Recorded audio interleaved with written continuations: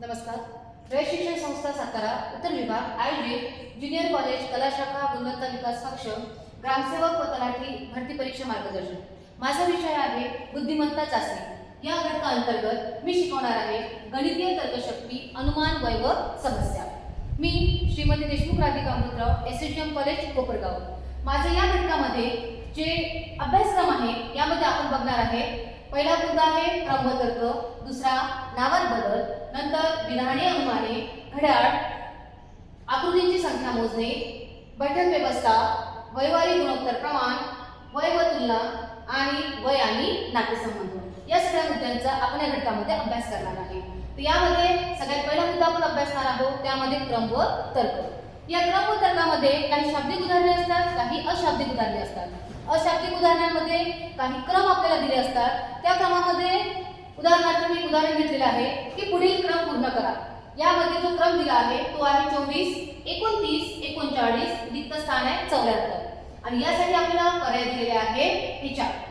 आता आपल्याला काय करायचं आहे की या रिक्त स्थानामध्ये या 4 पर्यायापैकी एक उत्तर बसवायचं आहे. मग आपण काय करणार की यामध्ये दोन लगतच्या संख्यांमध्ये कुठला सहसंबंध आहे तो आपल्याला शोधायचा आहे. आता यामध्ये काय आहे 24 आणि 29. आता काय दिसत आपल्याला हा जो क्रम दिला आहे हा क्रम वाढता आहे. मग क्रम जर वाढता आहे तर पहिल्या दोघांमध्ये कितीचा फरक येतो तर 24 आणि 29 मध्ये येतो 5चा फरक. त्याच्यानंतर 29 आणि 39 मध्ये कितीचा फरक येतो तर 29 आणि 39 मध्ये येतो 10चा फरक. मग या पहिल्या दोन संख्येमध्ये 5चा फरक, दुसऱ्या दोन संख्येमध्ये येतो 10चा फरक. मग आपल्याला काय करायचं आहे की जर आपण फरक जर काढला तर 24 आणि 29 मध्ये 5चा फरक येतो, 29 आणि 39 मध्ये 10चा फरक येतो. मग हा जर फरक जर पाहिला तर हा 5चा गुणक आहे. 5, 10, समजा आपण इथं 15 घेतला, तर 24 अधिक 5 किती आलं 29, 29 अधिक 10 किती आलं 39, 39 आणि 15 जर केलं तर ते येतं 54 आणि 54 आणि पुढचा जर फरक घेतला त्याच्यामध्ये लागणार 20. 54 अधिक 20 केलं किती येतं 74. म्हणजे आपण हा जो सहसंबंध लावलेला हा बरोबर आहे. मग आपल्याला रिक्त स्थानाचा पर्याय कोणता येतो 54. मला 54 पर्याय दिलेला आहे का आपल्याला 54 पर्याय दिलेला आहे, तो आहे पर्याय क्रमांक 2. तर अशाच प्रकारे आपण काय केलेलं आहे या क्रमाचा सहसंबंध लावलेला आहे आणि आपण आपलं उत्तर काढलेलं आहे. तर आपलं उत्तर आलं आहे पर्याय क्रमांक 2 54. आता हा झाला अशाब्दिक. आता समजा जर शाब्दिक उदाहरण दिलं असेल तर शाब्दिक उदाहरणामध्ये काय म्हटलं आहे की एक मोठ्या पेटीत 6 पेट्या आहेत आणि प्रत्येक पेटीत आणखी 3 पेट्या आहेत. तर एकूण पेट्या किती यामध्ये आपल्याला पेट्यांची संख्या काढायची आहे. हे 4 पर्याय दिले आहेत आपल्याला काय करायचं मग हा जो आपल्याला क्रम दिला आहे किंवा या क्रमानुसार आपल्याला तर्क लावत जायचं आहे. मग त्यासाठी काय करणार आपण एक आकृती काढू. त्यामध्ये आपल्याला एक मोठी पेटी आहे. मग आपण एक मोठी पेटी घेतली, ही मोठी पेटी, त्या पेट्यांमध्ये 6 पेट्या आहेत. मग त्यामध्ये आपण ह्या 6 पेट्या काढलेल्या आहेत चौकोनामध्ये आणि त्यांनी काय म्हटलं आहे प्रत्येक पेटीत आणखी 3 पेट्या आहेत. म्हणजे ह्या ज्या 6 पेट्या आहेत त्या प्रत्येक पेटीत 3 आणखी पेट्या आहेत. मग हे 3 आणि हा 1 अशी एक पेटी कितीची मध्ये झाली 4ची. मग ह्या 4, ह्या 4, ह्या 4 अशा 4 याच्या 6 आहेत. म्हणजे काय होतील ते एका पेटीत 3 अधिक 1 म्हणजे 4 पेट्या आहेत. तर 6 पेट्यांमध्ये किती होतील 6 चूक 24 आणि हा एक मोठी पेटी तर 24 आणि 1 25. तर आपलं उत्तर आलंय पर्याय क्रमांक 2 25. म्हणजे आपल्याला जे दिलेली माहिती आहे त्या दिलेल्या माहितीनुसार आपण एक सुबक अशी छोटीशी आकृती काढली आणि आकृतीद्वारे त्याचा काय लावलेला आहे तर्क लावलेला आहे. आपला तर्क बरोबर लागलेला आहे. पुढचा जो मुद्दा आहे त्यामध्ये आपल्याला बघायचा आहे नावात बदल. आता नावात बदल म्हणजे काय, आता इथं नाव बदलणार नाही. इथं काय दिलं असते जसं एकाला दुसऱ्याचं नाव दिलं असेल, दुसऱ्याला तिसऱ्याचं नाव दिलं असेल, अशा प्रकारची उदाहरणं या नावात बदलमध्ये येतात आणि त्यामधला सहसंबंध जोडून आपल्याला उदाहरणं सोडवायची असतात. मग आता याच्यामध्ये काय दिलं उदाहरणार्थ उंटाला हत्ती म्हणाले, इथं हत्तीला लांडगा म्हणाले, लांडग्याला वाघ म्हणाले, वाघाला हरिण म्हणाले. तर जंगलातील सर्वात मोठा प्राणी कोणता आणि हे आपल्याला दिले 4 पर्याय. आता जंगलातला जो सगळ्यात मोठा प्राणी आहे, जंगलातला मोठा प्राणी असतो हत्ती. मग आता जंगलातला सगळ्यात मोठा प्राणी हत्ती आहे, पण हत्तीला इथं काय म्हटलं आहे इथं उंटाला हत्ती म्हटलं आहे, उंटाला हत्ती म्हटलंय पण हत्तीला काय म्हटलंय तर हत्तीला इथे काय म्हटलेलं आहे लांडगा. इथे हत्तीला लांडगा म्हटलेला आहे म्हणून आपलं उत्तर काय येणार आहे पर्याय क्रमांक 3 लांडगा. आता जसं यामध्ये लक्षात ठेवायचं आहे आपल्याला डायरेक्टली उत्तरावर नाही जायचं आहे की जो जंगलातला सगळ्यात मोठा प्राणी म्हटलाय तो हत्ती येतो, पण हत्तीला इथं काय संबंध आहे हत्तीला लांडगा म्हणालेला आहे, म्हणून उत्तर काय येणार आहे लांडगा. अगदी तशाच प्रकारचे इथे दुसरं उदाहरण दिलेलं आहे आपल्याला. त्या दुसऱ्या उदाहरणामध्ये काय म्हटलं, कुत्र्याला मांजर म्हणाले, मांजरीला ससा म्हणाले, सशाला सिंह म्हणाले, सिंहाला घोडा म्हणाले, तर जंगलाचा राजा कोण? तर जंगलाचा राजा कोण असतो?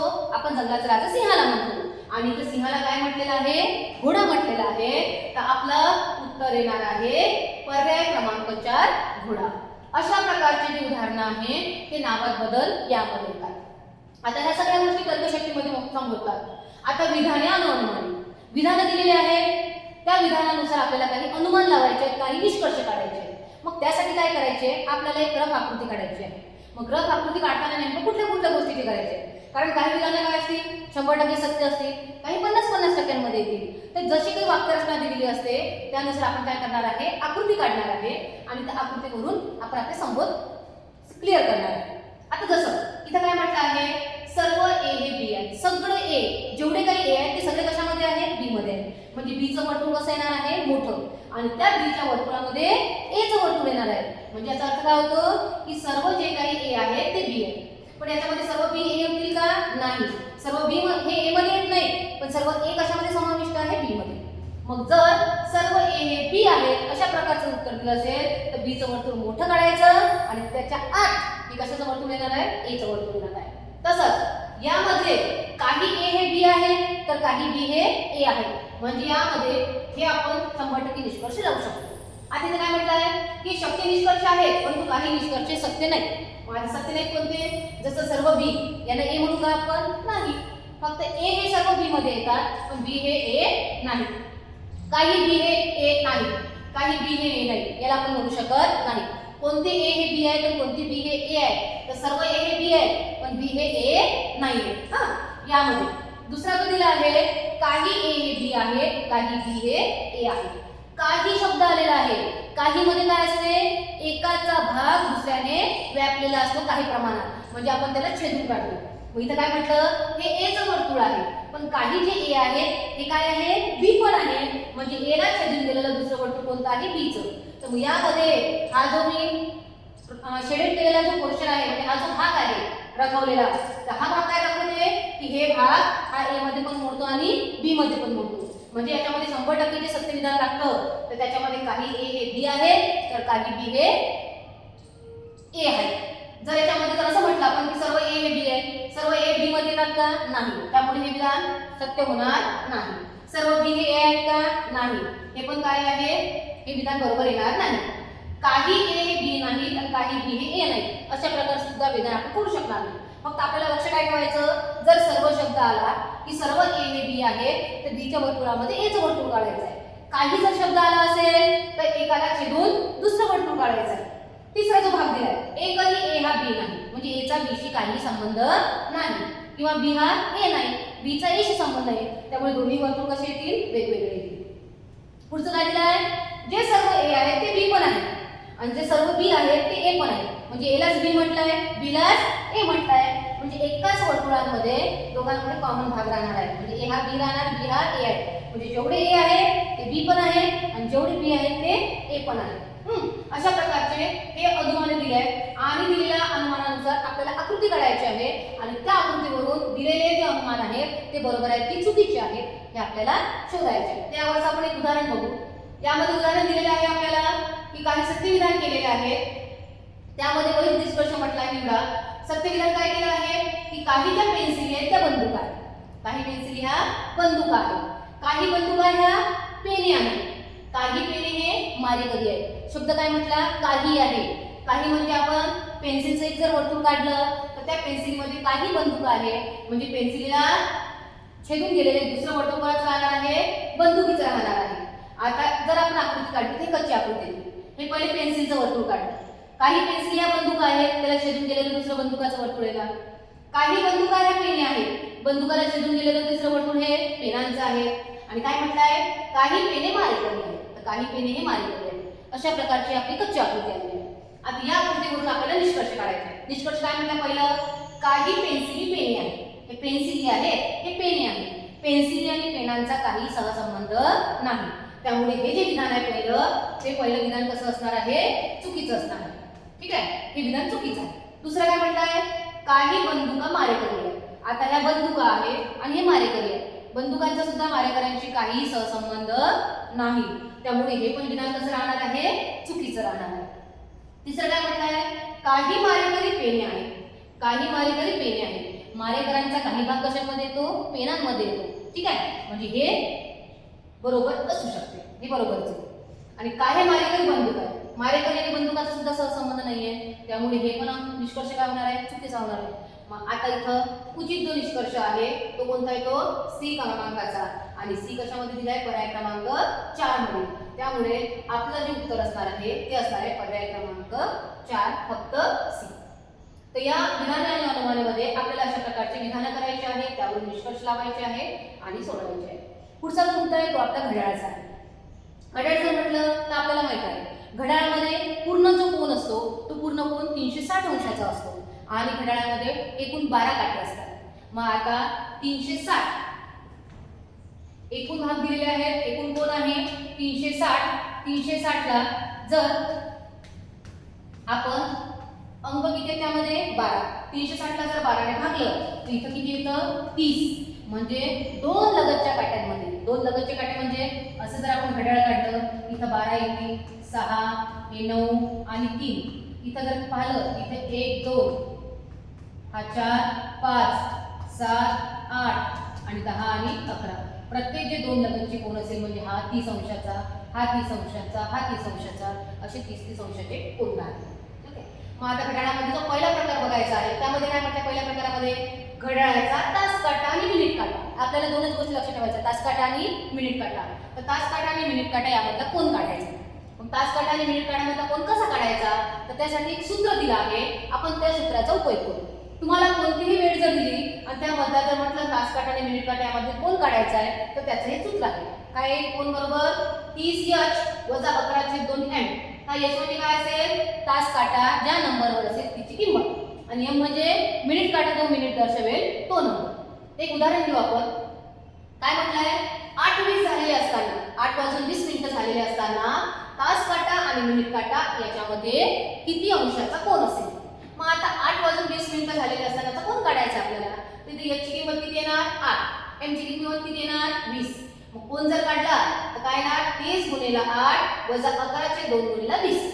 तर 8 × 24 आणि 0 हे तर 240. मधात आहे वजाचं चिन्ह. 2 ने जर 20 ला भागलं की बेक बेक आणि बेक आहे काय येणार आहे 20. तर 10 गुणिले 11 म्हणजे 110 आणि 240 मधून जर 110 गेले तिथे येतात 130 अंश. म्हणजे 8:20 झालेले असताना तास काटा आणि मिनिट काटा याच्यामध्ये 130 अंशाचा कोन होतो. नंतरचा जो मुद्दा आहे तो आहे दुसरा प्रकार. यामध्ये काय म्हटलं आहे की घड्याळाचे दोन्ही काटे एका सरळ रेषेमध्ये, म्हणजे काही वेळा काय होणार, तास काटा आणि मिनिट काटा एका सरळ दिशेने येत असतील, किंवा ते कधी कधी एकमेकावर येत असतील, किंवा एकमेकाच्या विरुद्ध दिशेला जात असतील, किंवा घड्याळाचा मिनिट काटा तास काटाला ओलांडून पुढे जात असेल किंवा मागे जात असेल, तर तेव्हा त्यांच्यामध्ये किती अंशाचा कोन होतो हा कोन आपल्याला काढायचा आहे. तर त्यासाठी सुद्धा आपण काय करणार आहे, छोटंसं सूत्र वापरणार आहे. तर यामध्ये जसं 8 ते 9, 9 ते 10 यामध्ये किती अंशाचा कोन होईल, जर पुढे जात असेल मागे जात असेल किंवा दोनही काटे एकमेकांच्या विरुद्ध दिशेने येत असेल किंवा एकावर येत असेल. तर सूत्र काय आहे, m. म्हणजे तुम्हाला मिनिट काढायचे. सूत्र आहे 60 गुणिले h भागिले 11.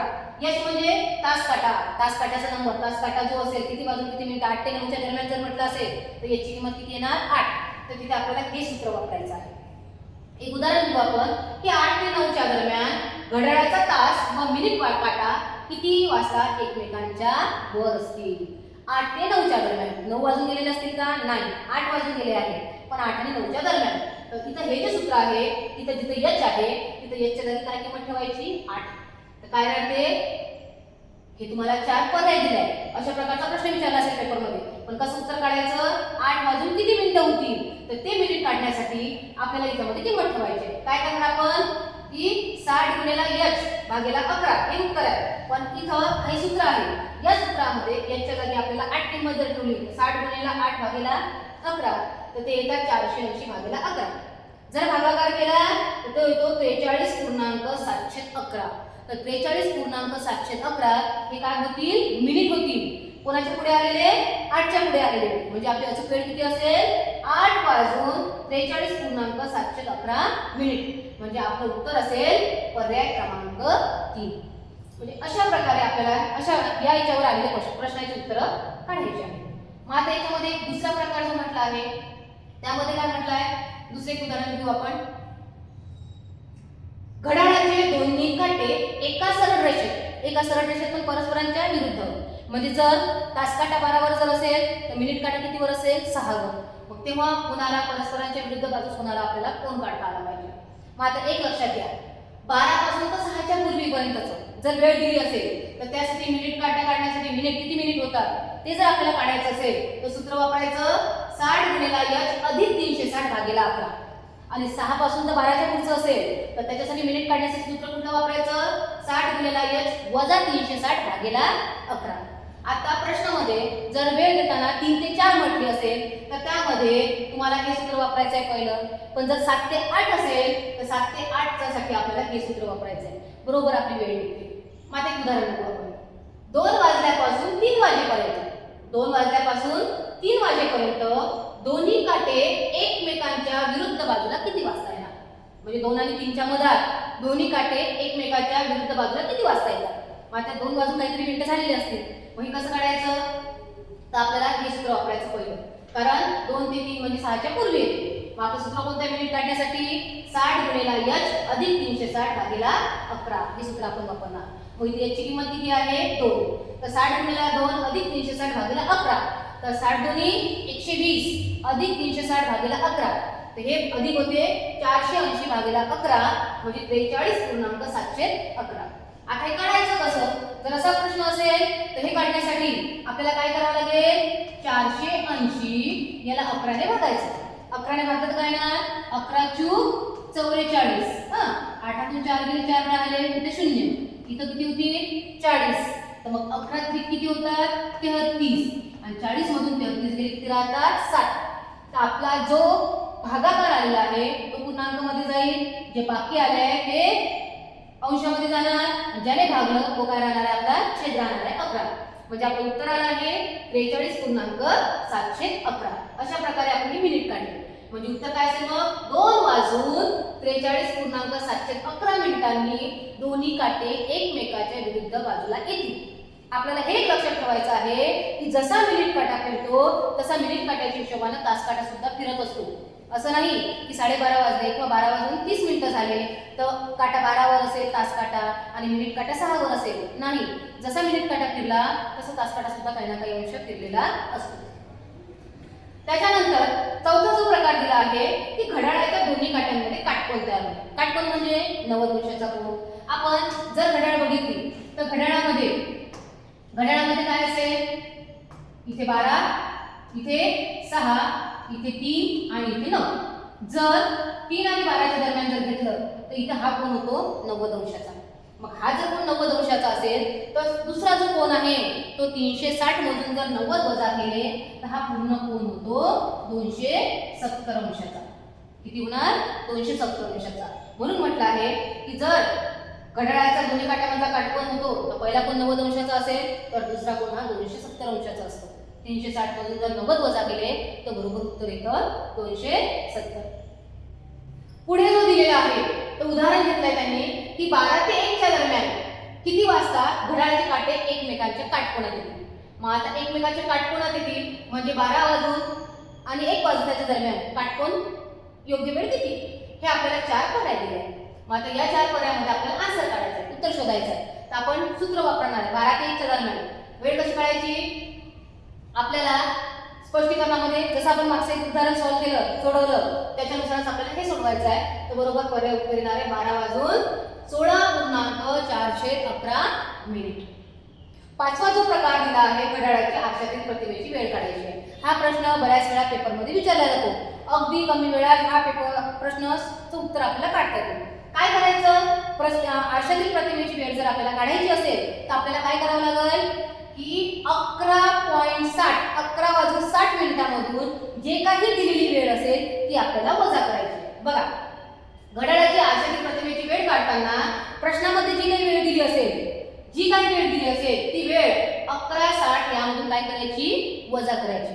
उदाहरणार्थ की एका भिंतीवरील घड्याळात 5:43 ही एवढी वेळ दाखवली आणि हीच वेळ आपल्याला आरशात बघायची. तर आरशात ते किती वेळ दाखवेल. तर काय करावं लागेल आपल्याला 11:60 मधून 5:43 काय करायचे वजा करायचे. तर हे वजाबाकी केल्यानंतर उत्तर किती होऊन राहिलं 60:17. म्हणजे जसं जर 5:43 झाले असतील तर आरशाच्या प्रतिमेत त्याची वेळ किती दाखवणार 6:17. अशा प्रकारे जर आरशाच्या प्रतिमेत जर आपल्याला वेळ बघायची असेल तर सरळ सरळ काय करायचं 11:60 दिलेला कोण काय करायचा वजा करायचा. आता कधी कधी समजा जर वेळ 13, 14, 16 म्हणजे 24 तासी घड्याळामध्ये जर दिलं असेल तर त्या 24 तासी घड्याळाला 12 तासामध्ये कन्वर्ट करायचं आणि ती वेळ 11:60 मधून काय करायची वजा करायची. येणारं उत्तर आपल्याला काढता येणार. ओके. त्यानंतर एक प्रश्न दिला आहे की एक घड्याळ प्रत्येक तासाला 10 सेकंद मागे पडते. 10 सेकंद मागे पडते. सकाळी 8 वाजता लावलेले घड्याळ त्या दिवशी रात्री 8 वाजता कोणती वेळ लागली. सकाळी 8 वाजता लावलेलं होतं, रात्री 8 वाजता ती कोणती वेळ लागली हे काढायचं आहे. तर सकाळच्या 8 पासून रात्रीच्या 8 मध्ये किती तास होतात टोटल 24 तास. मग त्यांनी काय म्हटलं जर 1 तासाला ते घड्याळ 10 सेकंद मागे पडत आहे पुढे जात नाही 10 सेकंद मागे पडत आहे तर इथं किती तास होणार 8 ते 8 12 तास. तर 12 तासाला ते किती होणार 12 × 10 म्हणजे 120 सेकंद. 120 सेकंद म्हणजे काय होणार आहे 2 मिनिट. तर मग आपल्याला सकाळी 8 पासून तर रात्री 8 म्हणजे आपलं घड्याळ 2 मिनिटं काय दाखवत आहे मागची वेळ दाखवत आहे. मग रात्री जेव्हा 8 वाजतील त्यातले आपल्याला 2 मिनिटं मागे जायचं आहे. म्हणजेच घड्याळात किती वेळ दाखवेल 7:58. कधीचे रात्रीचे. यालाच लिहिता येते 7:58 PM. उत्तर आपल्याला अशा प्रकारे पण विचारू शकतात किंवा ऑप्शन मध्ये आपल्याला अशा प्रकारचे सुद्धा पर्याय राहू शकतात. तर अशा प्रकारे घड्याळावर हे टोटली 5 प्रकारचे प्रश्न विचारले जातात.